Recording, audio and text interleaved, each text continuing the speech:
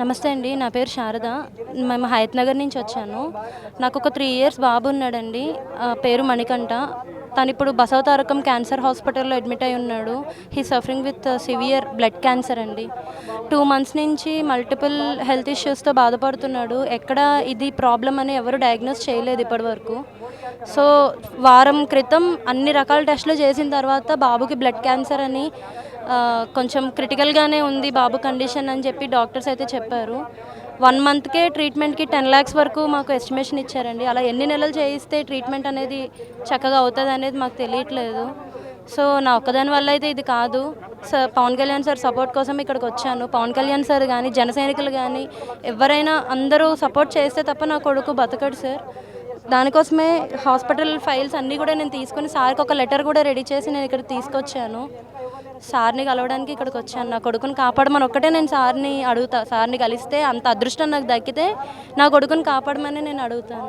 నాయకులు ఏమని మాట్లాడుతున్నారు అంటే ఆంధ్రాలోనే పూర్తి స్థాయిలో పోటీ చేయలేకపోతున్నారు, ఇక్కడికి వచ్చి ఏం పోటీ చేస్తారు, ఏం గెలుస్తారని మాట్లాడుతున్నారు.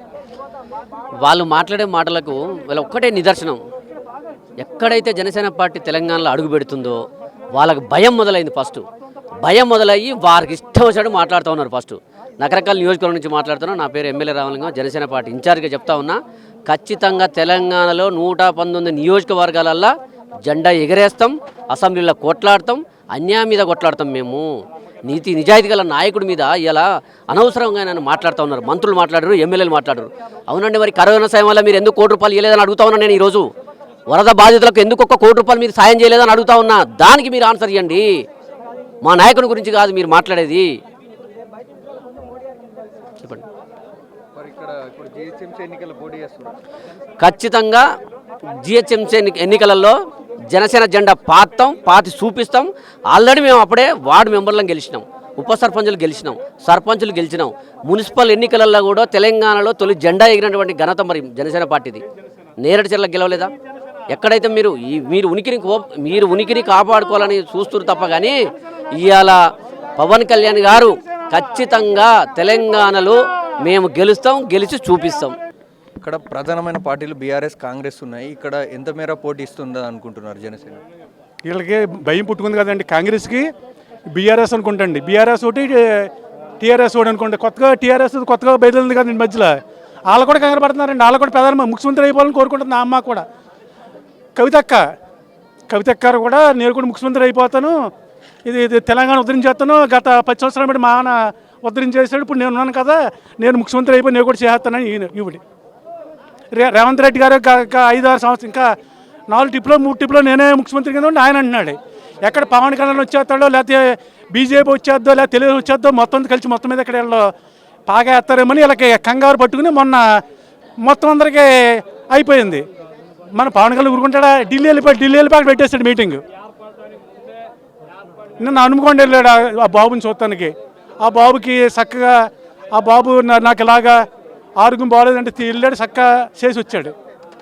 కొంతమంది విమర్శించే వాళ్ళు ఎప్పుడు విమర్శించారు, మంచి వాళ్ళని విమర్శించారండి, చెడ్డ వాళ్ళని ఎవరు విమర్శించారు కదా, పనిచేసే వాళ్ళని అంటారు, పనిచేయని వాళ్ళని ఎవరు అనరు. మేము తెలంగాణలో పోటీ చేస్తే ఎన్ని సీట్లు గెలుస్తామనేది ఇప్పుడు మీరు చూస్తున్నారు.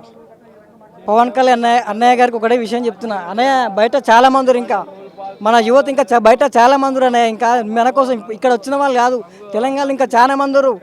ఒకసారి మనం గ్రౌండ్ లెవెల్ ప్రతి గల్లీకి వెళ్ళామనుకోండి, ఒక సీటు మీరు సీట్లు అంచనా వేస్తారు, మీరు అంచనాలు కూడా వెళ్ళారు. ఎందుకంటే ఇంతకుముందుకు ఆ ఏపీలో ఏం జరిగిందో చూసిరు.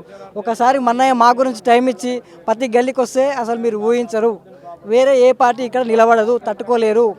ఆ పవన్ కళ్యాణ్ అన్నయ్య గారు ఒకసారి గ్రౌండ్ లెవెల్కి దిగారనుకో, గల్లీకి దిగారనుకోండి, ఇక్కడ ఏ పార్టీ నిలబడదు అని నేను 100% నేను షూర్ ఇస్తున్నాను. ఎందుకంటే మీరు ఇప్పుడు మమ్మల్నే చూస్తున్నారు, ఇక్కడ ఉన్న లోపల వాళ్ళు, బయట ఎంతోమంది ఉన్నారు. ఈరోజు ఇక్కడ రాని వాళ్ళు ఇంకా చాలా లక్షల మంది ఉన్నారు. తెలంగాణ మొత్తము ఒక 100లో 60% ఇప్పుడు మాకు జనసేనకే ఉంది ఓట్ బ్యాంక్ మొత్తం. మా సార్ ఒక్కసారి బయటకు వెళ్ళారనుకోండి, అసలు మీకు సీట్లు లెక్క చెప్పాల్సిన అవసరం లేదు.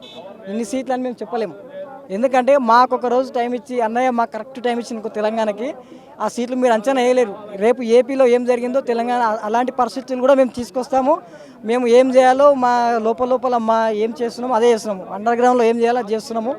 ఈరోజు అన్నయ్య యువత మొత్తం మన వెంబడే ఉంది, తెలంగాణ యువత మొత్తం మన వెంకనే ఉంది. మనము ఏదైతే సాధించాలనుకుంటున్నామో అది ఖచ్చితంగా కొట్టి చూపించాలి తెలంగాణని. మేము 10 ఇయర్స్ నుంచి పనిచేస్తున్నాము. ఈ 10 సంవత్సరాలకి మాకు ఒక అడుగు ముందుకేసినట్టు అనిపిస్తుంది. ఈ వచ్చే ఎన్నికల్లో మా బలం ఏందో చూపించుకుంటాం. మేము ఖచ్చితంగా 100% మేము చూపించుకుంటాం.